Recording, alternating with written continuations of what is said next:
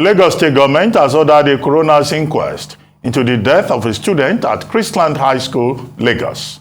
There has been a controversy about Whitney Adeniran's death on Thursday last week, but the state's Attorney General and Commissioner for Justice says a thorough investigation will be carried out to ascertain the cause of death with findings made public. He says the inquest is in line with sections 14 and 15 of the Coroner Systems Law of Lagos State 2015. Meanwhile, the students' relatives blocked the gate of Chrisland School yesterday, preventing parents and other visitors from entering the premises. Arise correspondent Oba Adeoye reports. This is the gate of the Chrisland School in Okwebi area of Ikeja, comprising the primary school section and the high school section. This small crowd here consists of relatives of Whitney Adeniran, a student of the Chrisland High School who died last week. Her death is still generating controversies as parents insist the school was attempting a cover-up. According to the parent, some colleagues of the late Whitney confirmed that the girl was electrocuted by the live wire of a candy-making machine during the inter-house sport competition. But the school authorities claim that the girl slumped suddenly in public glare before giving up the ghost, a declaration that got the family furious. Please tell me what happened to my child. They are not saying anything to me. Oh. They are saying, oh, she slumped. Oh, she slumped. Oh, she slumped. How? How? Parents are calling me, oh, Mommy Whitney will sympathize with you. Somebody said, oh, I learned from the school authorities she was a sickly child. I said, my child sickly? My own child sickly? That is not true. I'm not an irresponsible woman.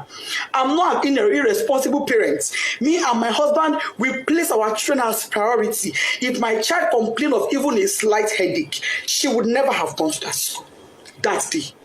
She would not have gone. I would take her to the hospital immediately. Melo money, how many I get? How many I get? So I go take one, they play. How many? Chrisland up to this moment is not telling me anything. They're telling me, Bakadara, go and bury her. Bakadara, how do I accept Kadara that my first fruit, my 12-year-old, is late, is dead, out of carelessness? There was no ambulance. There was no medical doctor on ground. There was no trained personnel. Why was she drenched in water? Who poured water on her? What happened? Nobody is telling me anything. They're protecting their school integrity. I'm seeing some comments that is breaking my heart, but I will not curse you. I will pray for you, and I will say, the pain I'm going through, may you never experience it. This pain I'm going through, may you never. I don't have an enemy in this world, but I will not wish on my worst enemy. I pray no mother has to go through what I'm going through. IGO police, if you are a father, come to my rescue. Last suit, my daughter's body is in your mortuary. Chrisland, what happened to Desola Adeniran? You people will answer me, no matter what it takes. If it takes my last blood, you will answer me. You will tell me what happened to my daughter. If it is the last night before I die, you will tell me what happened to Desola. You will tell me what happened to my daughter. All this your story of she slumped is a lie. I don't agree. However, the Lagos State government on Sunday directed that the school be shut for investigations. But on Monday morning, some parents and pupils were sighted on the school premises, a situation that got these relatives very angry. There are students inside the school. Parents are coming to drop their children, and parents are going out. Activities are ongoing already in this school. Even if the parent the state government never asked them to shut down, couldn't they have shut down for courtesy purpose or whatever? So, are they not being patriotic? What are they telling you? Because I met you at the gate. They told us that the school is having some meeting with the Ministry of Education, and I doubt if that is true, because there is no how Ministry of Education will walk into that school to have a meeting without his or her entourage. I saw the pupils. If you can go, their window, the school windows, classroom windows are open, and classes are ongoing. However, the Arise News crew found out that the government only directed the high school section to be shut, while the primary school is free to continue academic activities, but the aggrieved relatives think that all activities should have been suspended by the management in order to honor their late pupil. As long as it have to do with Chrisland, whether primary school or secondary school, is Chrisland. All Chrisland schools supposed to shut down. They're supposed to shut down, at least to respect this girl. At least just to respect this girl. I think it's the right time for us to stand up for justice. Because this is getting out of hand. Why is everybody would just come, people will just be doing anyhow to people and they will just go free without doing anything. It's bad. Meanwhile, investigation continues in order to unravel circumstances of the death of the 12-year-old. Oba Adeoye, Arise News, Lagos. Joining us now is Taiwo Akinlami, a lawyer, UNICEF consultant, and child rights advocate. Good morning, Taiwo Akinlami, and thank you very much for joining us. Good morning, Dr. Abati, for having me. Good morning, Rufai, and good morning, Ms. Ayo. Thank you very much indeed. Well, I mean, you must have listened to that report by Oba Adeoye, and I'm sure you've been following this. You've been following the story as a child rights advocate. What's your, observation about what has transpired so far from the school to the sports stadium and the agony of the parents? First, let me commiserate with the parents of Whitney, who, after raising their children for 12 solid years, lost her under circumstances that are still under keen investigation. I had my first child at the age of 52. The boy is 15 months old now. I do not pray that anything happens to him. I know what it means to wait for a child for 15 years after getting married before I could have one. So I understand it perfectly. And so it's sad what is going on right now. And I commiserate as a father and as an advocate, as a lawyer, and as someone who has consulted within the school system far and wide in the last 23 years. I commiserate with the parents. I empathize with everyone who is involved, every other stakeholder. I want to believe right now, nobody is happy with what is going on. Now, having said that, I think there are three ways we need to look at what is on ground. I have followed events since Thursday, the 9th of February, when this unfortunate incident occurred. And there are three fundamental things I think we need to look at very quickly. Number one, the circumstances of death. Number two, the claim of the parents, the claim of the school, vis-a-vis the outcry in the public. Number three, the reaction of government in the circumstance. Now, I want to quickly draw a distinction between the response of government in Sylvester Romani's case. Sylvester Romani's case is the Lagos State government's last march in responding to matters like this when a child allegedly was bullied to death in Dowen College, Lagos. Now, in that case, Sylvester Romani was allegedly bullied to death. He died on the 30th of November.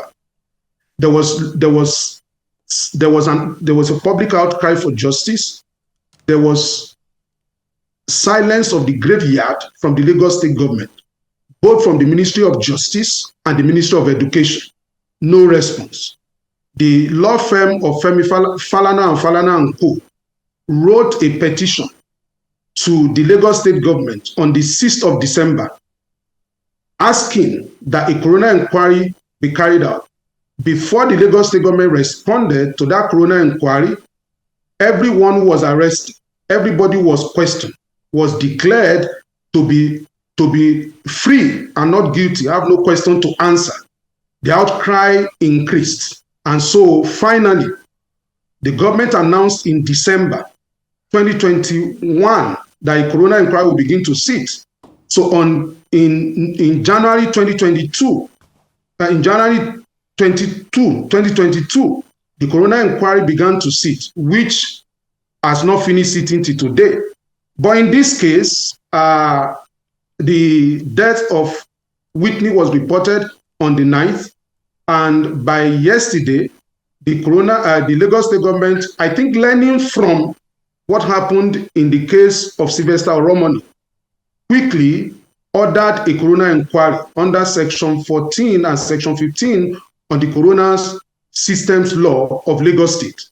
So I think what is the responsibility of the coroner inquiry? To look into two major things. Number one, the cause of death, which is going to be ascertained by an autopsy. Second, circumstances of death, which is going to be ascertained by taking evidence from everyone, every stakeholder who was at the scene of the occurrence. So I think that as it is right now, the parents have made claims, and those claims are justifiable.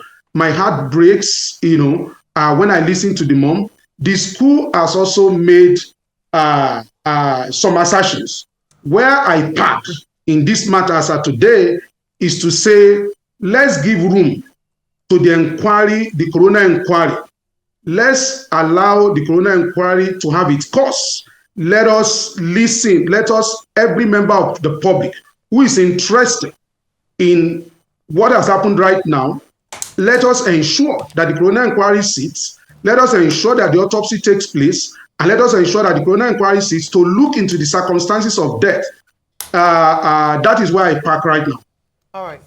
Okay, thank you, Mr. Akinlami, for breaking it down for us in that way. Whilst you were speaking, you talked about the fact that you'd consulted with schools in Lagos State as well. And that's quite important, because you've drawn some similarities and differences between the Sylvester Oromoni case and now the Whitney Adeniran case. But the question I'd like to ask you is this.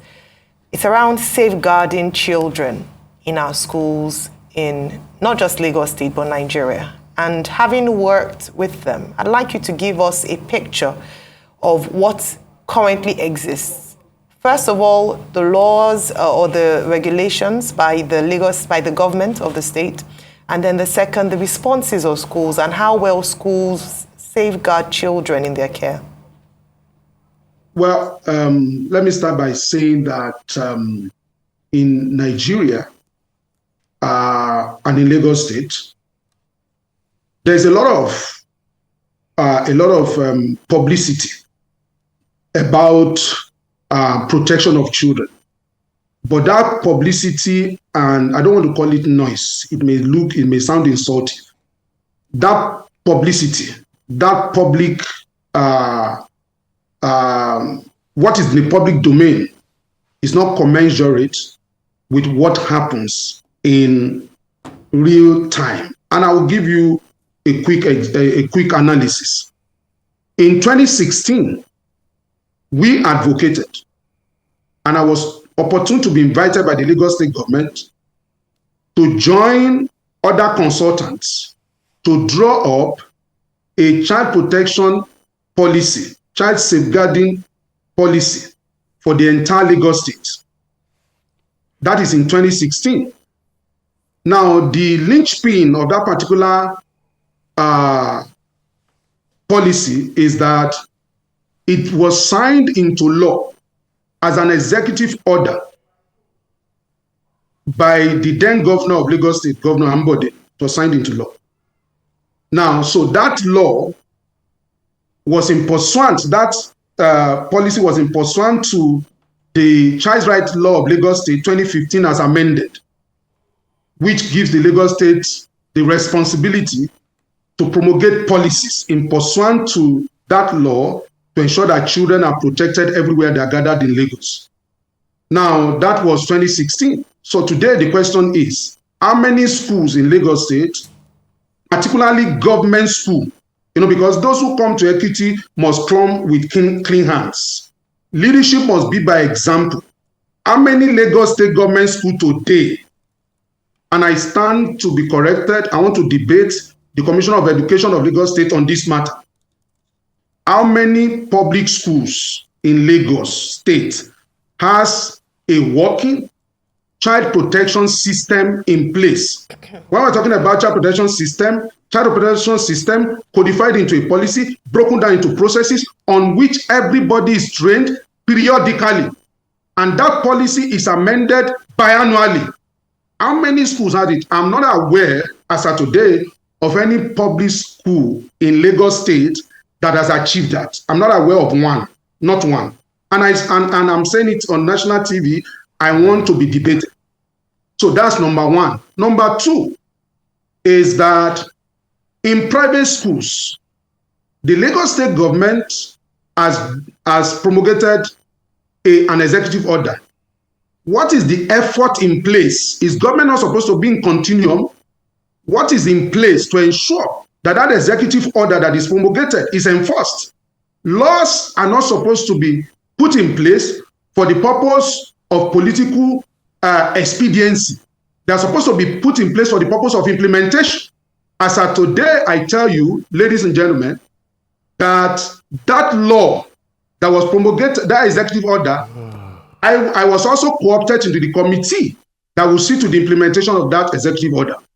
The only meeting we have had in 2017 January, and in that meeting I asked the question, what is the budget for the implementation of this policy? We could not be told. I can tell you today, two agencies of government have been in the forefront of pushing that policy. That is Domestic and Sexual Violence Response Team or Response Agency, and the Quality Assurance, the Lagos State Directorate of Public Quality Assurance. They've been in the forefront of proving that. But the line ministry in charge of protection of children in Lagos State today is the Ministry of Youth and Social Development under the Child Rights Law of Lagos State. What is the effort of that ministry in seeing to the fact that our children are protected? The challenge today is that we live in a state, and I'm talking about Nigeria, where children's rights and protection of children is in the far, far border and recess of public interest. I tell you, in 2010, when this government came to power, in 2010, in 2010, the number of children that were out of school was 10 million, 10.5. In 2015, when this government came to power, in 2015, it was 10 million. In 2015, it was 10 million. By the time this government was doing second term, it was 13.5 million.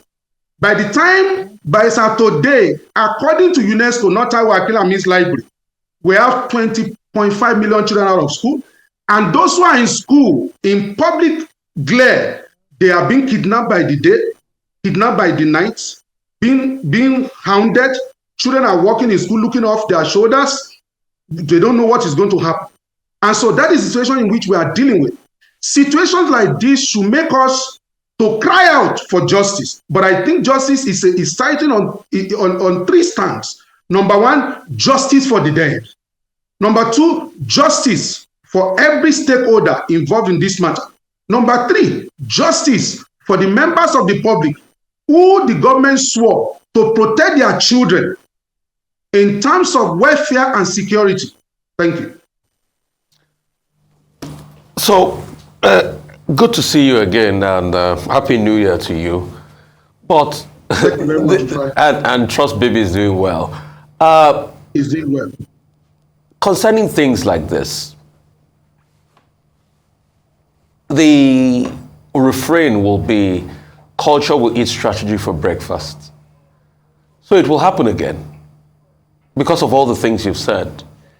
And I think when we have conversations, the cardinal point should be, how can we stop this from happening again? Look at Sylvester Romani's case. Before Sylvester Romani's case, we had the case of the Deeper Life High School. If we go back in time, we've had too many cases. It's just that this came on the front burner, it was trending on social media. There's so many that happen that we don't even get to hear about, that doesn't trend. So how can we really stop this from happening again? Because it will happen again, and that's a sad reality. I remember we called you to speak about the Dowen case, if I'm not mistaken. Yes, you did. Why are we calling you here again? Well, in the state of nature, Thomas Hobbes says, life was brutish, nasty, and short. So the inhabitants of the state of nature were looking for a way forward. And that led to the whole idea of early, social scientists talking about the advent of the state, advent of government, the whole idea about social contract, the need for children to be protected, the need for citizenry to be protected, the need for us not to allow jungle justice, and all of that. That is the movement that led us to the whole idea of having government, the whole idea of democracy and all of that. But I must tell you that when things like this happen, I look at it from two ways. Number one, the circumstances of death traceable to the immediate institution or persons involved, which again must be subject to judicial process because the mob has no conscience. That's the truth.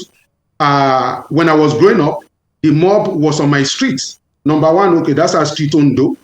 And when we heard the noise and somebody was alleged of stealing anything, the mob showed up with tire, with kerosene, with petrol, used tire, and they pour petrol on the person who has been so accused and they burn him to death because they have no confidence in the judicial system. They have no confidence in the police, that police will do anything. So that is the essence. That is why the mob operated that way. But as I grew up, I realized that with the advent of social media, the mob moved from the social media, from the streets, my street in Ondo, and even my street in Lagos, the mob moved online. And so when there is an accusation and there's an agitation, the one who seemed to be guilty, we call for their head, we ask that they should be killed, we ask that they should be maimed, we ask that they should be destroyed. Meanwhile, there's nowhere in the law and there's nowhere in history where crime have been solved by mob action. There's nowhere.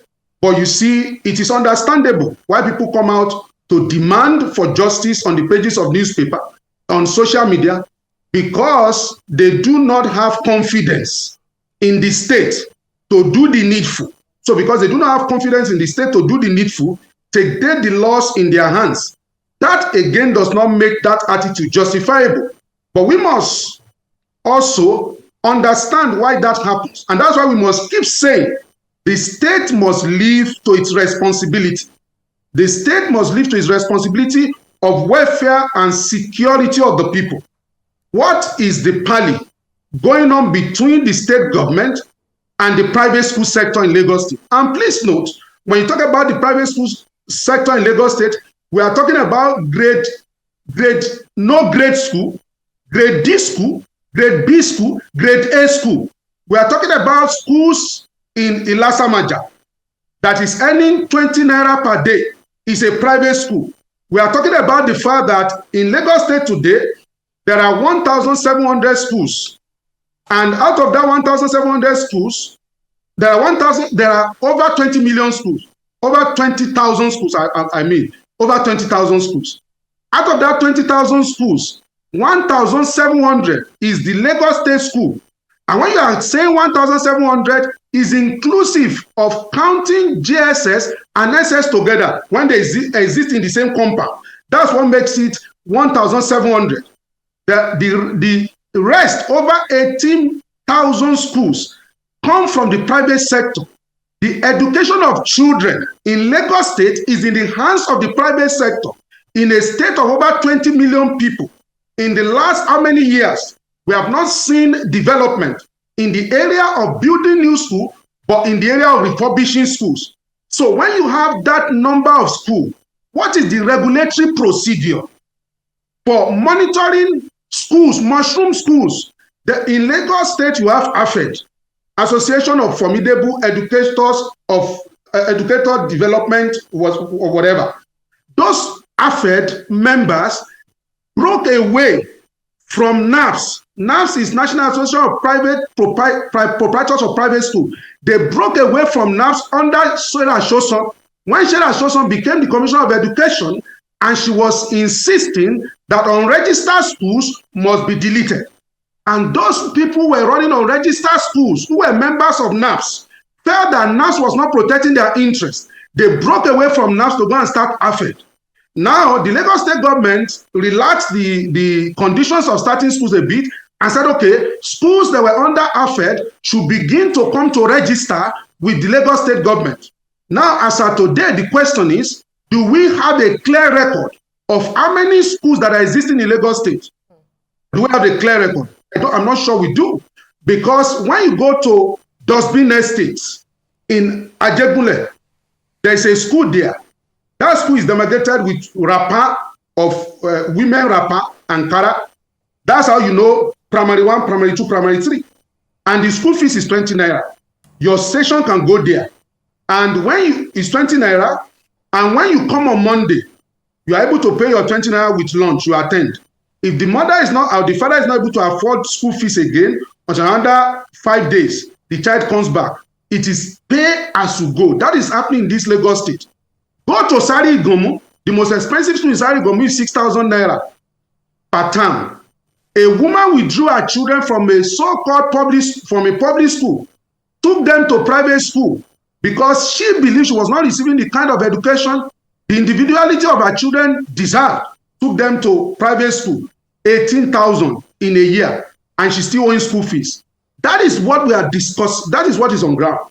Until we look at this issue holistically, I want to urge the public, empathize with what is going on. Demand for justice is important. But in doing all of that, we must look at the larger whole, the larger problem. If public schools were working, there will be no need for private school. The reason for the advent of private school today in Nigeria is the fact that the public school system has failed and failed woefully. I'm a public child. I went to public primary school, public secondary school, Lagos State University public school. My school fees in Lagos State was 90 naira. That same school, which Dr. Abati also went to as a Kwale night studies, because he came back to read law. That same school that Dr. Abati went to later became 250,000 naira. The lecturers were funding students, because when a child is reading religious knowledge, some courses that are not professional, and you're asking them to pay 250,000, where were they going to get it from? So lecturers were running around, raising money to pay children's school fees so that their job can continue, because children were withdrawing droves. So we need to look at this matter holistically. And this is the period of election, where we must not politicize the death of this child, who again has become a victim of the system, right? Because the circumstances of death is being investigated. And the truth of the matter is that I do not indict, as of today, I do not indict Chrisland. I do not indict the parents. My position, where I park, is I think there's an improvement in terms of response, only in terms of response. When it comes to Sylvester Oromoni, and please note, it is important to note that we have been in court. In Sylvester Oromoni's case, we walk the talk. Every sitting, since when the court was sitting in a pair, before it was moved to Ikeja, we have been in court. There has been a law, let me announce to you, that Sylvester Oromoni's coroner inquiry has not finished. Since January 2022, the case again has been adjourned to March. We still spoke to the registrar this morning. The case has been adjourned to March because they say why? Because of electioneering processes. The school has since continued to run. Everybody, business has continued as usual. The coroner inquiry now became something like a road down. When a child is disturbing you, and you need to tell the child you want to get rid of the child so that you can enjoy yourself, have a moment of enjoyment. So you tell the child to go to the next house in Yoruba culture to go and ask for something they call a rodan. So when he gets there, once he tells them I need a rodan, they keep him there or her there because they know that you want to enjoy yourself. I want to note that I hope this case also, the coroner inquiry will sit in truth and in deed, and findings will be ascertained. Thank you. Well, Taiwo, two quick things. The school, Whitney's mom, that's Mrs. Blessing Adeniran, she kept accusing the school of negligence. Negligence. Yes, schools have a duty of care. And she was raising questions about emergency services not being provided. The school has offered its own explanation about how, the disease was rushed to the nearest, medical facility. What advice do you have for, the proprietors of these private schools in terms of the minimum duty of care that they must provide? And then secondly, the Inspectorate Division of the Ministry of Education, where you've told the world now that I didn't go to a private school, so everybody knows. No, your latter school. Your latter days. Okay. But even, in those schools that we attended, school inspectors used to come diligently from the Ministry of Education to even inspect the lecture notes, the lesson notes of the teachers. What happened? How did that system break down? They will check the facilities in the school. They will talk to the teachers. How did that disappear? What happened? And do they still have anything close to it in Lagos State? Okay, so let me first analyze the circumstance, what we have as the circumstances of death of Whitney. And also it's important to note that in my work with schools, I work with every school, almost every school. Now, by every school, I mean, apart from individual school, I work with organizations and associations. I work with NAPS. I work with AFED. I work with Amen, that is Association of Montessori Schools in Nigeria. I work with the association that Chrisland belongs to. I work with all kinds. And I also consult, for Chrisland also, in my work, on child protection and all of that. So let me analyze what the facts that we have, and I want to do that cautiously because the matter is before a coroner inquiry to look into what has happened. And that's why I've tried as much as possible to refrain from, going to town with the facts that are available. Now, the fact that are available is that the child, God bless her soul, the child slumped in public glare. The school alleges that before then, on the 9th, when they were practicing for march past, before that day, the child was supposed to march and she could not participate because of ill health, and the parents were invited and the parents had to take her away. Those are the facts that the school has put in public glare and has also spoken to us about. So then on the day before the event, they did what they call risk analysis, visited the venue, checked the nearest hospital, and not only that, on the day of the event, they had in place 2 nurses and personnel of Red Cross, and those nurses were trained in CPR. They were certified nurses also trained in CPR, and they had in place a school bus, on standby. And those are the facts. And that when it happened, a teacher identified what happened, raised an alarm, and in 10 seconds, that I'm using their words now, in less than 10 seconds or thereabout, the nurse rushed there, performed first aid, CPR, and all of that. Before when that was not working, they rushed the child to the nearest hospital, which is Agege Health Center. That is the account of the school. Now, the account of the parents differ from that. The parents are alleging, because I've listened to the parents also, I've taken time to diligently listen to the parents. I listened to the interview of the dad yesterday with the Punch. I've taken time to understand their own case. Their own case is that they believe that there is a cover-up going on. They believe that the child, died immediately, according to the dad in the interview I listened to yesterday, though the mom said that they do not know what happened to the child immediately and all of that. So ultimately, the parents are saying that in view of the fact that there was no ambulance, in view of the fact that they could not ascertain what happened to the child immediately, so that something has gone wrong. That is the position of the parents, and that they are calling for an inquiry into the whole process.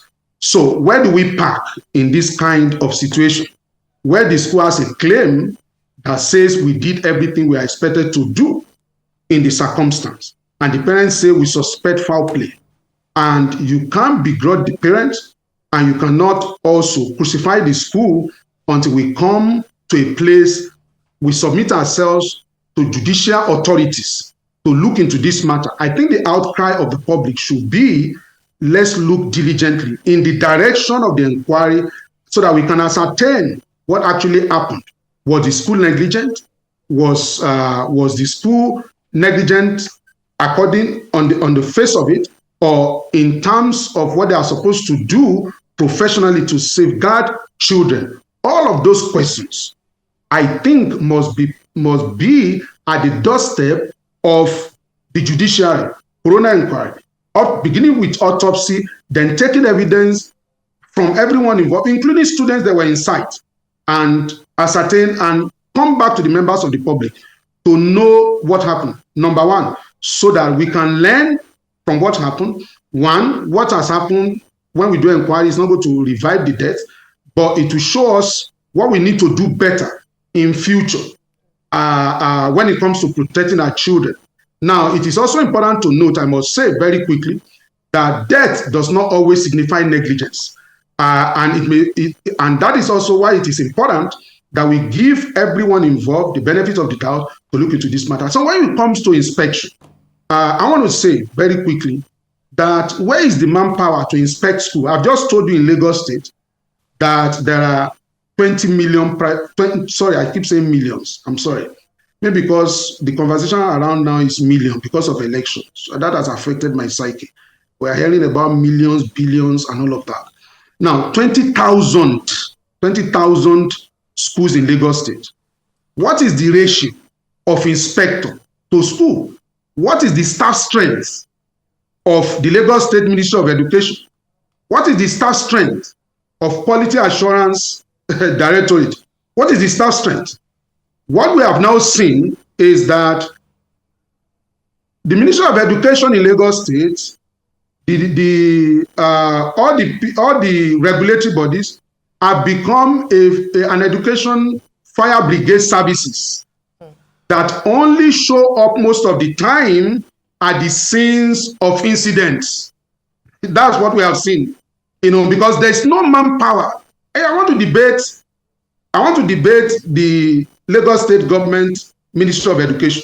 All right. There is not enough manpower to supervise school or to inspect school. Where is the manpower coming from? That's a very good question. At social workers, Mr. Akinlami, that's a very good question that we must continue to ask in terms of holding the government to account, especially with regards to safeguarding our children and child protection, not just in Lagos, but across Nigeria. Thank you very much for your time this morning. Taiwo Akinlami, lawyer, child rights advocate, and UNICEF consultant.